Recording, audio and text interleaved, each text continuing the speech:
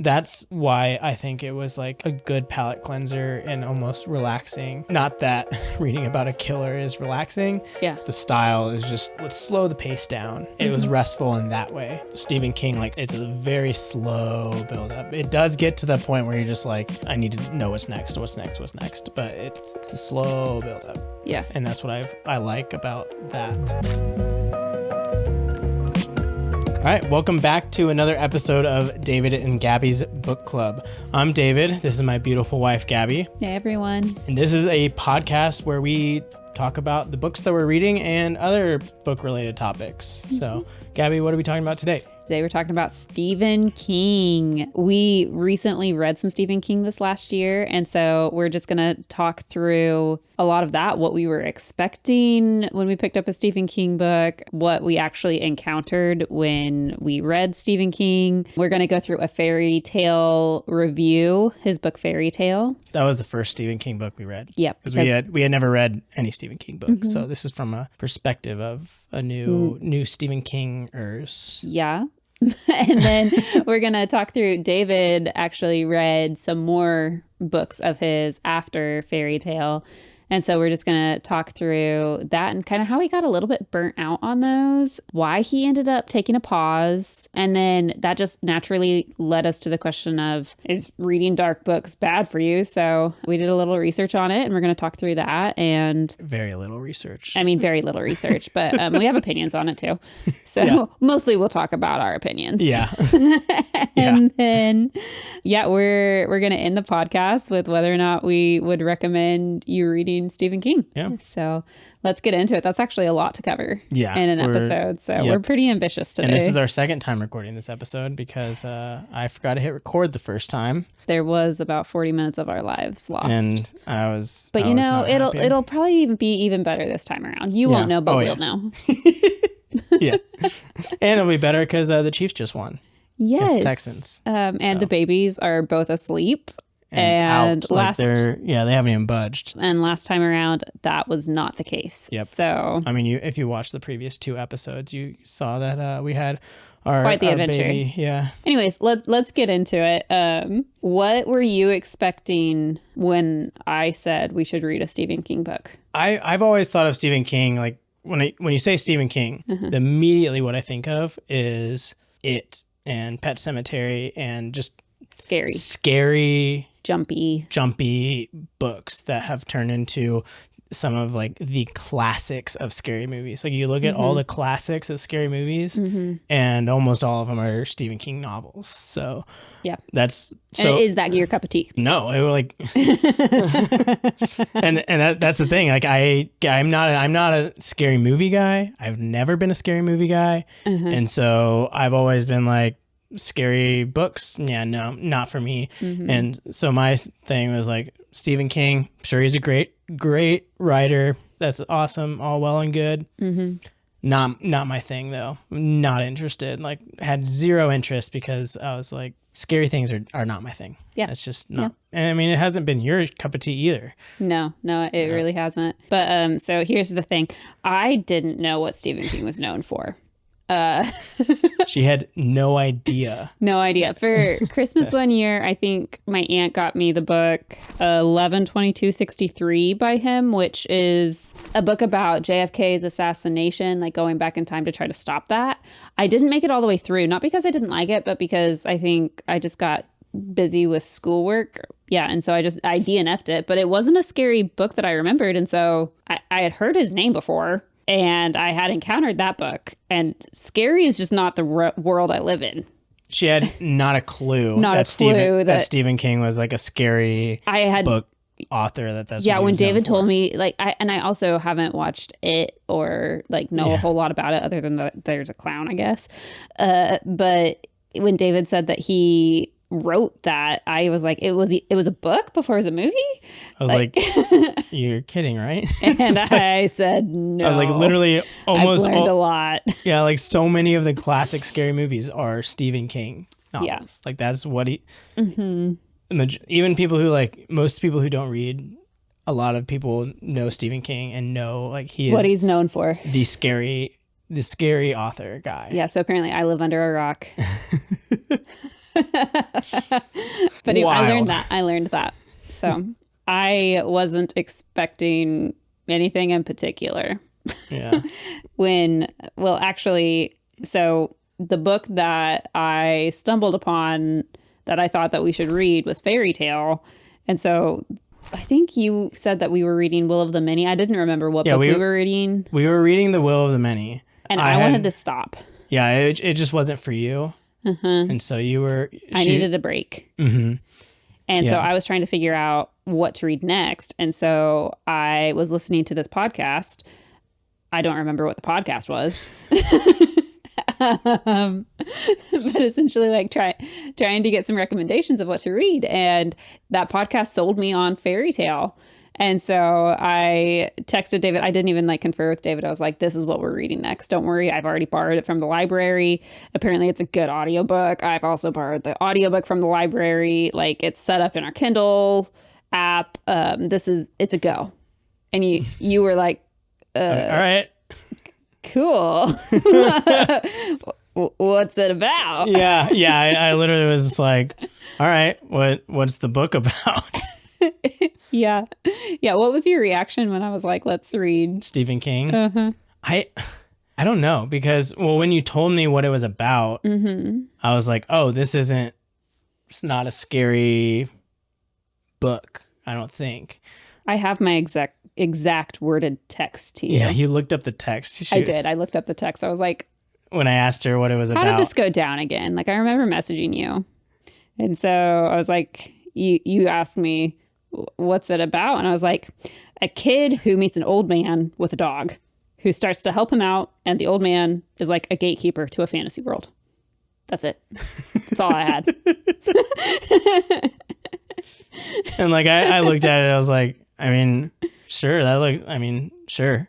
I was kind of looking forward to reading, like trying Stephen King, because like it's Stephen King, like he is notorious.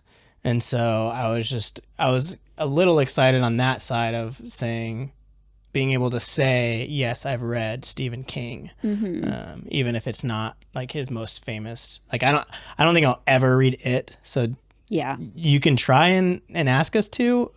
We're not going to. No, that's Pet Sematary. Like those books, we're not reading. We're not reading. No. But just be able to say, yeah, I've read Stephen King novels, just to know, like be on the in of people who've actually read them. I was excited on that front, but I had no idea what to expect in terms of writing style. And I was pleasantly surprised. Yeah. With not just the fairy tale book, but just his style of writing in general, I think is really unique, and I've really enjoyed actually. Yeah. Now I've read after Fairy Tale, Gabby, I don't think you haven't read anything else of Stephen King. The like 11/22/63 is on our list, and it's come up on our holds 10 times. Yeah. And it's just never been a good time. So we just keep pushing it.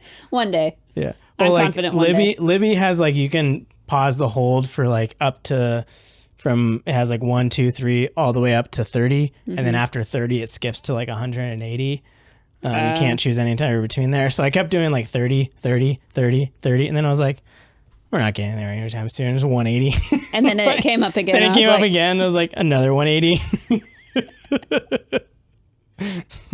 We've pushed it back into over a year now. Yeah, really though. So do you want to go into like a review of Fairy Tale? Yeah, so like quick synopsis of Fairy Tale. Gabby kind of mentioned it. Oh yeah. There's this boy, and then he's a junior. It's after summer before his senior year, I think. Yes. It's been a while. Fairly confident. Yeah. We read it sometime last year. I want to say it was like last summer or something. Yeah. Maybe spring. Been a few months. But but there's this boy, he just, like, you find this out in the first chapter, so it's not really, literally like first paragraph, maybe first or second paragraph. But his mom dies in a car accident. She's like walking somewhere in the snow, and a car slips in the snow and hits her, and she's gone. And after that, his dad just spirals, has a downward spiral, goes into depression, becomes an alcoholic, and he's not physically abusive to, I think his name is Charlie, the kid, I think. Yeah, once again, fairly sure. Yeah. I think it's Charlie. He's not physically abusive to Charlie, but Charlie's kind of has to take care of himself now because his dad's kind of just shut down. Yeah. But he really cares about his dad. And so one day he just prays to God about, like, please help my dad not be an alcoholic. I'll do anything. Like, you name it, I'll do it. Just stop my dad from being an alcoholic. And what happened was this grumpy guy down the street, forgot his name, some old man that he's known as like the grumpy old man who's like very he's like a hermit, like just doesn't come out, doesn't try anything new, doesn't do any of that. And house is kind of run down. Yeah, house is kind of run down, and he's just a grumpy old man with a dog. And Radar. Radar. Oh, Radar. What a great dog. I think he was like okay, side note, we remember the dog's name for sure. Yeah. But the people's name we're like pretty sure. We're like 90% sure. I don't even know the old man's name. That's the dog's name is Radar though, and he was great. That's awesome. Okay, continue. I think the old man was like on a ladder or something, and he fell and broke his hip or something, and it was yeah, and it's bad. It was bad. Like he was at the age to where if nobody found him, he probably would have passed away. And because he just couldn't make it inside, he couldn't get help. And Charlie was like walking by, and the dog was barking, and so he came and he called the ambulance, and he essentially saved this man's life. Yeah, so he helps the old man out, and that basically leads to him finding this portal to another world. That this old man's kind of involved in. Radar is central to this kid, like going into this world, and you'll just have to go. That's kind of like the synopsis of the book in the least spoilery way possible. And I really enjoyed it a lot. One thing that I enjoyed about it was that it had intense moments, but the intense moments were not overwhelming for me. What I kind of pieced together was around this time last year, there were a fair amount of intense books that got like fairly dark, and I just DNF'd them. And actually, like Will of the Many was one of those. And this book also had some of those moments in it, but I think those moments occurred towards the end of the book. And because it was towards the end of the book, I was invested enough that I pushed through those moments. Yeah. And I didn't feel too overwhelmed by them because of that. So that was an interesting take for me, that it had moments similar to books that I DNF'd, and that was the reason I DNF'd them.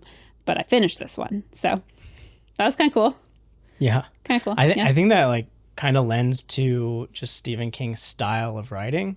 So normally I would say, like, if a book is just really slow, I have a hard time getting into it. And I usually don't like it. Those are usually the books that I DNF, or it's just a slog to get through. The book that I have that came to mind would be like Eldest from Aragon. Oh, yeah. Super slow, not much action, and like it was a slog. Yeah, we were reading it at the same time, and I kept being like, where are you at? Hey, come on. And he was like at the exact same spot that I was at the last time you asked, and I was like, well, that was like 2 days ago.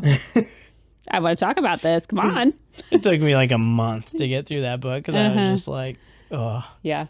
It was rough. But for some reason, his books, they're very slow and very detailed, but the way he does it is like immersive, but also it's kind of like... It keeps you engaged. And it's kind of like pleasant, if that makes sense. Because you're just like living with these people. You're living with Charlie, going through life, his senior year, hanging out with his old man type thing, going into this fantasy fairy tale world. It feels like you're just, let's chill and hang out with this character. That's what it feels like. And honestly, I feel like that's been the case with all of his books. Yeah. At least at the beginning. Okay. It starts very slow, but it's almost nice. Yeah. Like it's a relaxing read. Yeah, because we had both tried to start another Stephen King Billy book. Summers. Billy Summers.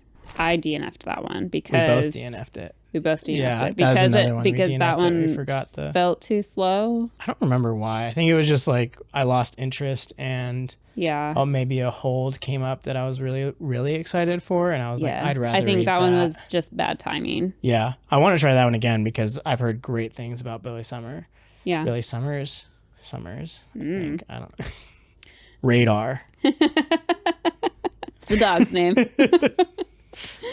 And his chapters are split up into smaller chapters. So like he'll have chapter 1, but then chapter 1 will be like 10 different sections. Mm-hmm. And they're very clear, like they're numbered sections. Yeah. And you'll be like just hanging out and says he like grabbed a notebook. He looked down the notebook. He read this line. It said this. He grabbed his pen and like it's like that detailed and slow. Mm-hmm. And then it just like jumps to the next scene. Yeah. So because it goes to those sections, he's able to keep like the pacing up while still being very slow and very detailed, if that makes sense. I think that's why I enjoyed it, maybe. Like you're able to stay engaged even though it's not I think so. fast-paced the whole time. It's not leaving you at like a cliffhanger with every chapter. Yeah. With the end of every chapter. Yeah. But it's weird because it's very slow and detailed like that. But when it gets intense, like it goes, like it's moving. Yeah. The story, like it's hard to put, there becomes a point where you're like, you don't want to put the book down. Or in my case, you do want to put the book down. We have like opposite reactions when it comes to intense points in books. David doesn't stop. I take a lot of breaks. When it gets like to an intense part, like I can't stop. I want to just finish the book. But Gabby's the opposite. She's like, I'm going to set this down, take a break, go get a coffee. Yeah, but that is one thing that I really enjoyed about Fairy Tale was it starts out in just, it's based in the real world and it follows a teenager that feels like he could be like any teenager down the block, interacting with this old man and this dog, and this kid has gone through a fair amount. He has a fair amount of baggage in his life with his parents and just what's gone on in his life, and yeah, just the relationship that he forms with this guy, and it's kind of heartwarming. And then like randomly now there's a fantasy world. Yeah. Well, it's crazy because the book is about this fantasy world. It's written on the back, like it's in the synopsis thing on the back that he finds this portal to another world. It's on the cover, at least the first cover. That blue one, it has that spiral staircase going down the well that goes to another world. But like he doesn't even go there till like halfway through the book. Yeah. And it's a big book. It is a big book. So it's weird because it's so slow, which is something that I would knock a lot of books for. It's just like I just don't like that. But when he does it, it keeps you engaged. I enjoy it. Yeah. Just because I'm like, pick up the book and I'm just like, I'm just gonna go hang out with Charlie for a bit. Yeah. You know? Yeah. A very palate cleansing type of read. Yeah. So this fantasy world that he goes to, it's like a touch creepy.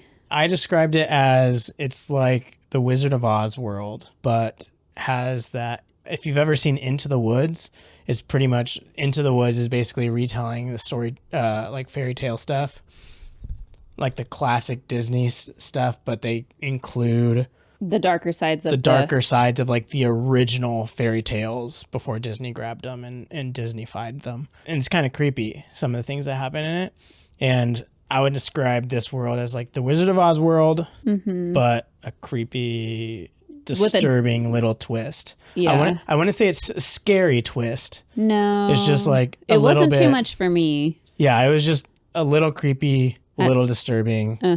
Yeah, for sure. But I wouldn't say overwhelmingly. I wouldn't classify this as a scary book, but this gives me like little hints of like the heebie-jeebies a little bit sometimes. Yeah. Well, also it just helps me. I can see how he has written a lot of scary stuff, if that makes sense. Yeah, but I would also say that if you hadn't told me what Stephen King was known for and I had read this book, I still don't think that I would have thought that he wrote scary stuff. Yeah. I guess I would have thought, oh, like he included the dark part of fairy tales, which is just a part of fairy tales that aren't from Disney. So Yeah.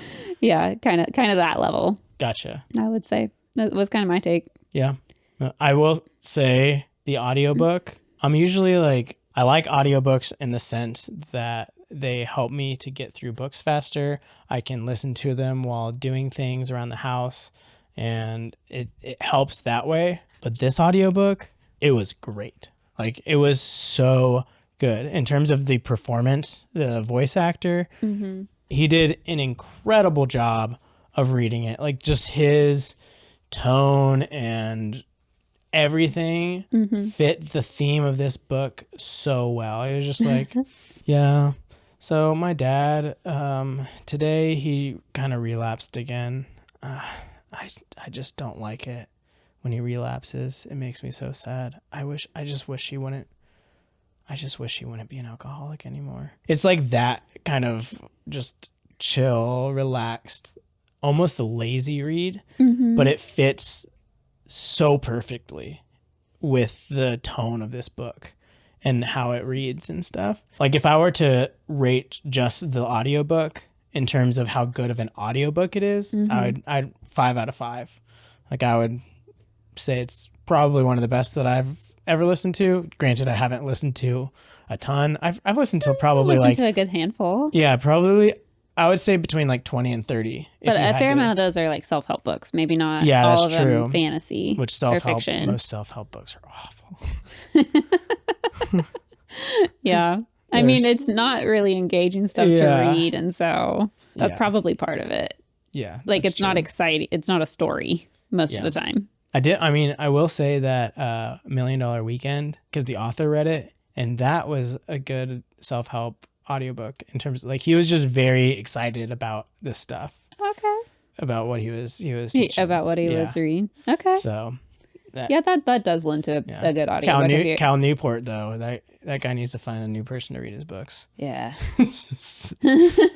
I told Gabby, I was joking, is like, I feel like he chose a boring, dry voice reader person on purpose to be like, yeah, get off your digital device and go read a physical book. You nerd.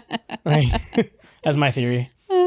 Just for reference, Cal Newport wrote Digital Minimalism. And so that's where David's pulling that from. Yeah. So was there anything about Fairy Tale that you did not like? I have like the occasional creepy characters. They weren't my favorite. I liked the old man. I liked the kid. I liked the dad. I really loved the dog. The dog was amazing. Some of the characters just weren't my favorite. I would say there's just one thing of spice in it that was just not necessary. So random. Like off screen, I'd say PG-13. It's PG-13, so it's not like rated R stuff on screen. But it was just like, wait, what? Like, it totally could have gone without it. Yeah, it was so random. And it was like at almost the very end of the book. Yeah. And so, not appreciated. I remember reading it and I was like, I looked at Gabby, I was like, did that just happen? And I was like, yeah, weird, right? Because she had finished it before I did. So I was like, what is going on? That's really the only thing. Who would you say this is for? I think older teens up. I would say, we talked about this in our recording that wasn't recorded, but like where young adult starts. Because like if young adult starts 17, I think it starts before that. If it's before that, then I wouldn't call this young adult. I would say like 17 and older. Yeah. Solid. I'd say like the creepy factor of some of the fairy tales for sure is part of that. But I would also say that there's just some more mature processing that he's going through. Yeah. I mean, certainly kids younger than 17 have gone through similar situations to what this character's experienced, but I would say as a general rule, I would stick to 17 and up probably. I wouldn't want my kids reading this before 17. Yeah. I don't think. I would agree. I mean, granted, we don't have it's kids not- that are 17. That's not my area of expertise. That's just like my general, like, first impression. Yeah, our opinion. I would also say that this would be a good book for people who like fiction based in the real world, but also like to dip their toes in fantasy worlds. The fantasy world didn't feel that far-fetched, I guess, because it was based on very familiar stories. It works really well because it's based in our world, if that makes sense. And it's rooted in our world for a lot of it. And then it goes into another portal, like Narnia type thing. But because it doesn't go for like half the book, it doesn't quite feel totally fantasy in terms of you have to build a whole new world and you're in it the whole time and you're trying to navigate that. It still feels like a regular fiction novel. Right. And there wasn't a whole lot of world building for this fantasy world is the other piece of it. Like it doesn't feel like a huge commitment. If you like to dip your toes in fantasy, but find yourself gravitating more towards real world books, I'd say this would be a good one for you. Yeah. Also, I think it's a great entry level into Stephen King if you're interested in him, but you don't like scary stuff.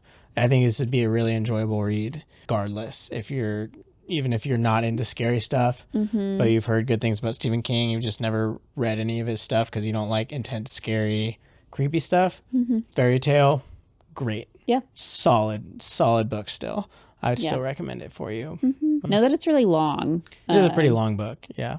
I really enjoyed it. What was your rating? I put it as a 4 out of 5. Okay. In the previous video, the one that did get recorded and posted last week, or it might have been the week before, I mentioned 4 is like I'd read it again. Like soon I'd read it again. And I would say that about Fairy Tale. Like I would not complain if you said after we finished with Mistborn, let's read Fairy Tale again. Be like, let's do it. I'm game. I would love that. I'm not raving about it, but it's like I would totally recommend it to other people and I would gladly read it again. If I had to. It's a very enjoyable read. I'd say like 3 to 3.5. I'm not sad I read it. Yeah. I don't know that I would gravitate towards reading it again. I think I would prefer to just find something new. I don't know why that is because I did enjoy the book, but it's like a one and done. It's like a one and done for me. It didn't like blow my mind. Yeah, and I mean it didn't either for me. I think what blew my mind was just Stephen King's writing style. Yeah, you really resonate with his writing style. Yeah, which is weird. Yeah, it is, but I mean like good. It's good to know. Just transitioning from that, like that caused me to like just his whole writing style. I was like, I wonder if this is like just unique to Fairy Tale or if this is just how he writes. So I was really interested to kind of do some more research, do some more reading of Stephen King. And so I kind of looked at other things that weren't in the scary movie genre. I really liked the look of Holly. It was a book. But that was a book about a character in this other series that he wrote. Holly's like the 5th, or apparently she's in another one. So apparently it's the 6th book that I missed. Someone commented on our short. Sorry, I forgot the name of the user. You literally just commented on the video and I saw it before filming. Yeah, apparently she's in a 5th one that I haven't read.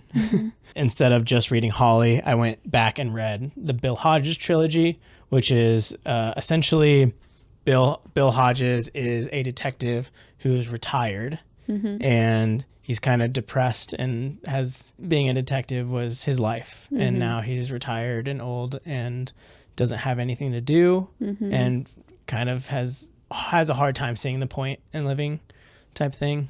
So he's going through depression, but then he gets a letter this is the first book in the Bill Hodges trilogy called Mr. Mercedes. And he gets a letter from the Mercedes killer, which is some guy who literally stole some lady's Mercedes and drove it through like a crowd of people.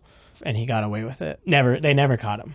And so he got a letter from that guy that case was like an old case. Yeah. And it was basically a letter taunting him. Like, Oh, yeah. I must be haunting your dreams because you never caught me. I'm the one guy you never caught. Never found out who did it. Type thing. Yeah. And it was kind of creepy. And that kind of like Sparked sparked something in him. And he just like determined Needs to catch again. him. Yeah, he's determined again to get back on the trail. This guy. But yeah, he basically just gets on the trail again, and that's what the book is about. So kind of like a true crime feel. Yeah, there's like a true crime trilogy. And that's kind of the Holly journey is kind of she's kind of a detective-ish person. Yeah. Private investigator. So, and those books were great. I would highly recommend them if you're into true crime stuff. The one thing I would say would be they're very dark books in terms of like the Mercedes killer is messed up type thing. And it follows him. And that's his point of view. That's like the thing that it's gets not just the it. detective's point of view. Yeah, you don't just see what the person did, but you're literally, one thing is first person perspective from Bill Hodges, the detective, but then it goes to first person perspective to the killer. And so you're in their head. Which is just messed up. They're just messed up characters and messed up people. And so it's pretty rough. I would caution that if you think just hearing that kind of thinks like, oh, I don't know if I'd be able to handle that. Then it might not be for you. I don't think it'd be for me. Yeah. Well, Liam's been fussy, and we're going to talk about Stephen King while we're holding Liam. He's young enough. He will not understand. Anyways, I wouldn't recommend it for people who are, if that bothers you, that you're in the mind of a messed up dude. So, right. Yeah. And that goes with like that whole series. You're in the minds of the people they're trying to hunt down, and they're all messed up people. Right. They're not just normal criminals. So they're messed up in the head. But it's weird. So I mainly used these for almost like palate cleansers in terms of I read Lycanius Trilogy, and spending 3 long books in a world. I was like, I need a break from a fantasy world. It feels weird jumping from one deep fantasy world for 3 long books into a brand new fantasy world, having to build that all up again. It's overwhelming sometimes. Yeah. So I would use Stephen King because most of his books are like in our world. And so I would use Stephen King as almost like a palate cleanser in terms of most of his stuff is in our world. It's grounded in reality. There's not really much fantasy world building. And then you like his writing style a lot. His writing style, yeah. It's slow, but it's good. Just like fairy tale. Yeah, it's engaging. But there's something about like, I like a lot of fast-paced books, especially the fantasy stuff that I read. I like it fast-paced. But there is sometimes where I just want to like, let's slow things down and just lay back and read a book. Yeah, take our time going through the story. Yeah, that's why I think it was like a good palate cleanser and almost relaxing in a sense that not that reading about a killer is relaxing. Yeah, it's just the fact that the style is just slow. Let's slow the pace down. Yeah, a bit. It was restful in that way. Yeah, Stephen King, like, it's a very slow build up. It does get to the point where you're just like, I need to go. I need to know what's next. But it's a slow build up. Yeah. And that's what I like about that palate cleanser. But it's weird because the Mr. Mercedes, very much grounded in reality. That very much could happen in our world. Then Finders Keepers, very much grounded in reality. It's a little far fetched in terms of like, would this actually happen? Yeah, is someone really that crazy? Which, I mean, I bet there is, but it's still grounded in reality. The third one, it's like, takes off. Yeah. In terms of like, it's just not, is weird. It's not grounded in reality at all. I remember you not liking that one as much. Yeah, it wasn't as great. It does go downhill in the sense that Mr. Mercedes is by far the best one in my opinion. Then Finders Keepers is all right, and then End of Watch is like, I think part of that has to do with the fact that he just left the whole reality portion of it. Yeah. Yeah, it was weird. And then The Outsider, which was the fourth one of Holly's journey, it just keeps going. Yeah. In terms of like, it's not grounded in reality at all, and he just takes off. So it is weird in that sense. Yeah. So, and that kind of threw me off.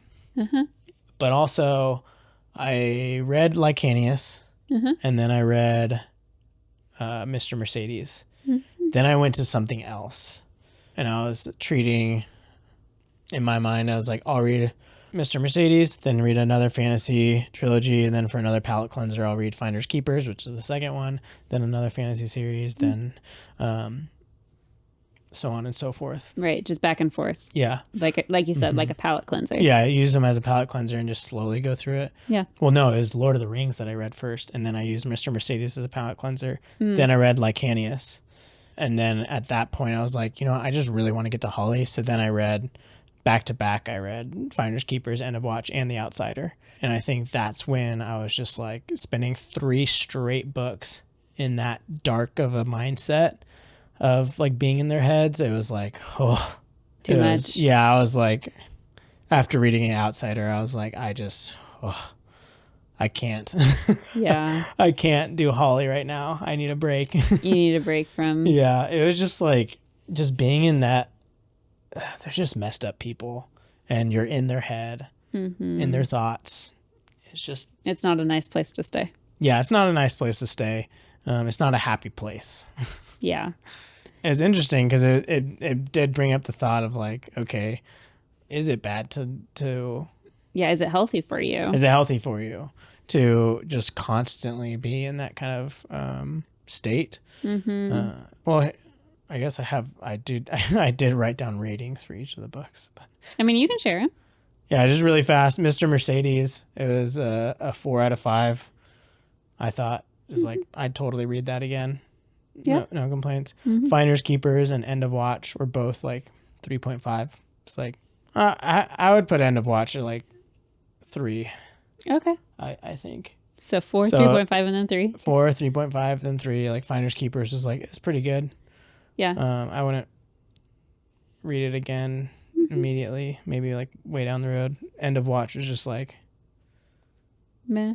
very much. So that could very well be 2.5 or 3. Okay. And then I would put the same with The Outsider. It's like 2.5 or 3. It was just they were just all right.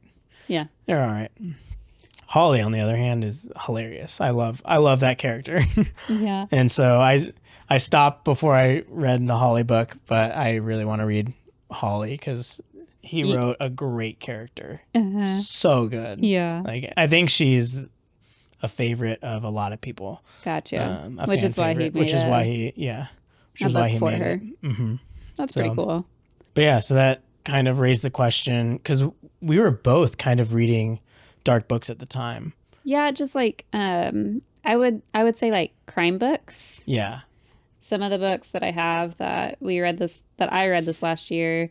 I guess we both read Then She Was Gone. Yeah, which was a super engaging read. Finished it really fast. And then I told David. I read that book in a day. And coming from me, that means like I read it all day and I couldn't put it down. Yeah. Because I'm not a fast reader. Do you want to give like a short synopsis of Then She Was Gone? I can do it just really fast. Is basically this mom who her daughter it goes missing one day. It goes missing and they never find her.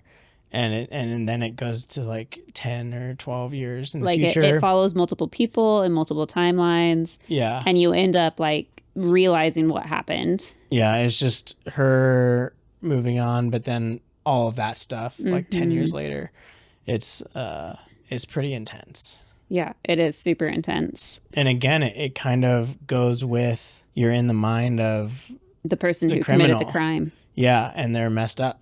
Yeah. And they're just not thinking clearly. And then I also read The Lovely Bones after that because I was like, I just need something like this because I read that so fast. It was so engaging. Yeah, and I was like, you should read The Lovely Bones. I've never read it, but I saw the movie and it's pretty much the same. Yeah, story. very A very similar story Mhm. where a girl goes missing and they don't know what happened to her, and then it kind of follows. You kind of find out what happened to her.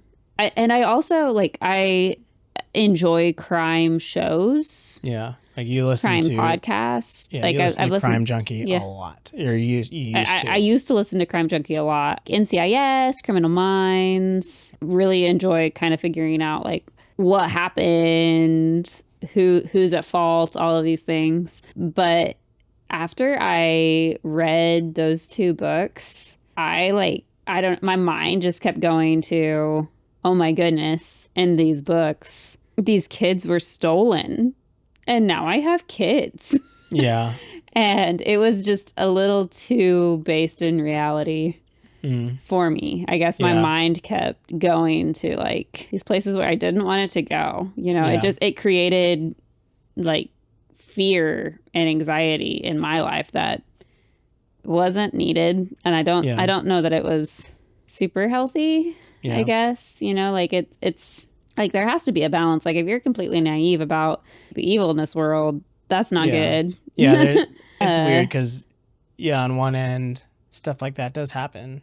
And there are messed up people in this world. Right. But on the other hand, like what does constantly worrying about that do? yeah, and like, dwelling on it. And dwelling on being it. so immersed into that. So a lot of the research was mainly researching, like, if you read about these crimes, are you more likely to do those crimes? Because you're finding entertainment in it. That's what a lot of the research was. And it was that popped up. There was a lot of it. They said, no, it doesn't cause that, which, I mean, I would think that too, because they've actually done a lot of similar studies with video games. Yeah. Yeah. So like the study was with all these violent video games like Call of Duty and like these shooter games, are they causing a lot of violence type thing? Yeah. And because they're desensitized to it because of video games. And they actually did a lot of studies, and it's like, no, it's not true. They had like people like who played the video games a lot and people who didn't, and then they like connected to their like some neurological connections or something to see what their brains are doing. And then they showed them like real like graphic like crime scene stuff, and they both had like very similar reactions in terms of like uncomfortability, not liking it, like negative reactions. Pretty standard reactions. Yeah, standard. They both had the same reactions. The people who played those violent video games all the time, and the people who didn't. And so it's just there have been studies to show that it doesn't crossover. But the thing that I would argue, like, or would be curious about, would be just your mental state in terms of like depression or something like that. Oh yeah. I'm not saying that if you read one of these Stephen King novels, you're going to be depressed. Right. But like, if you're constantly reading that, and I think it'd be certain people would be more susceptible to it in terms of like just not being able to process it. Yeah. No, I'll be honest. My research was very short-lived. But kind of what I skimmed was just that sometimes this stuff can help people process different things, and sometimes it doesn't. And so like it's very dependent on the person. Yeah. I think some people it really doesn't impact, but I think that from what I was gathering, like it can increase like anxiety and just put things in your mind that don't need to be there. Yeah, that's what I would say or argue as well. Yeah. Is that I think you've just got to know yourself, because I think it definitely is some people are more susceptible to than others. Like I knew after just 3 straight books, I was like, I need a break because it's not helping you out. I can tell that it's just like my whole mood is kind of just down. Yeah. Well, and there's definitely an aspect that you become like who you hang around, right? Like show me your friends, show me your future.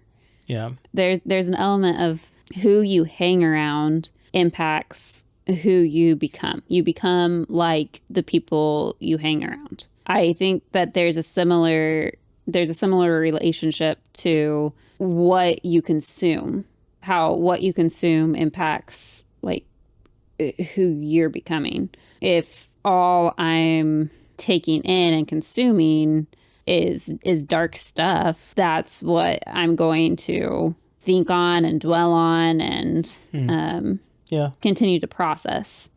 I just see a very similar relationship to being aware that what you're consuming is impacting who you're becoming. And so it's like, is that part of who I want to become, you know? Yeah. I guess it's really deep. And like, yeah. I don't know that like, I'm not saying never read like a true crime book or anything. I think it's just in everything in moderation. Everything moderate. Yeah. Yeah. But I also think it has more to do with the main character in terms of that argument is what I would argue, like counter. Yeah. Because like the people who are messed up are the antagonists. They're painted as this is wrong, if that makes sense. Yeah. And then the main characters are who you're hanging around in this example, which still could be a bad influence in different ways. Like if they're... I'm not saying necessarily like the characters are like who you're hanging around. I'm saying the topic is what you're processing. Yeah. Like what you're consuming impacts who you're becoming. That's okay. Now I understand. Yeah. I would agree with that. Yeah, absolutely. That goes with any content. Yeah. Really. Like if you're just filling your life with shoot 'em up video games, then like that's not gonna lead to like a very healthy value. Yeah. Like it's not gonna, you're not gonna become a bad person, but you're not getting a whole lot of value, and you're not providing a whole lot of value in your life, because that's what your if that's life the only around. thing if that's the only thing you're consuming, right? Like like you said, everything in moderation, and it's just it's so hard. But I would say like in general, and to be fair, we're really tired. Yeah, we're pretty tired right now. This is like past our bedtime already. And we're not experts in this. This is just what I've seen and noticed and am thinking through. I've come to a state in my life, at least currently, especially with little kids, that consuming darker stuff is not helping who I'm becoming. Yeah. You know, when I read Then She Was Gone, when I read The Lovely Bones, the reaction and my thoughts and my processing was not helpful, I guess, is what I've noticed. And so I'm going to steer clear. And same with like true crime podcasts, which is a little bit sad to me because like historically I've loved those. Yeah. But now just where that leads my mind it's not beneficial. It's not beneficial. And so if it's not going to be beneficial, sure, it could be a good story for like 20 minutes, but then if it's going to like impact the next week of my life, is it worth it? Or can I find something else to fill that 20 minutes that's going to impact the next week of my life in a different way? Yeah. And so that's where I'm at right now. Yeah, I guess. Yeah. And I feel like a lot of the fantasy stuff has, because it's, well, I mean, the fiction, Stephen King's fiction is also made up, but I would almost argue that there's a lot more of those like quote unquote feel good themes and lessons in them. Yeah, uplifting. So like Mistborn. Yeah, we would have already talked about Mistborn in the last episode. So like that had a lot of good and uplifting and positive themes to it. When I mean, there's some good stuff in Stephen King, but it's just I think the difference is that one is grounded in the real world and one is in a make-believe world, which also changes my mind in how I think about it. I guess that's true. Yeah, and how you dwell on it. Because it's like... one's a story. Yeah, no one's going to enslave me on Mars. Yeah, right? Yeah, so that's just personally, like sometimes I regret some of the content that I've consumed around like crime and just darker stuff in general. And so I'd say like where I stand on it is that, at least for me, and I would argue anybody who, I don't know that I can say it's a blanket statement for everybody, but at least for me, it's not beneficial. So I'm not going to do it. Yeah. Yeah. Good argument. That's a good explanation.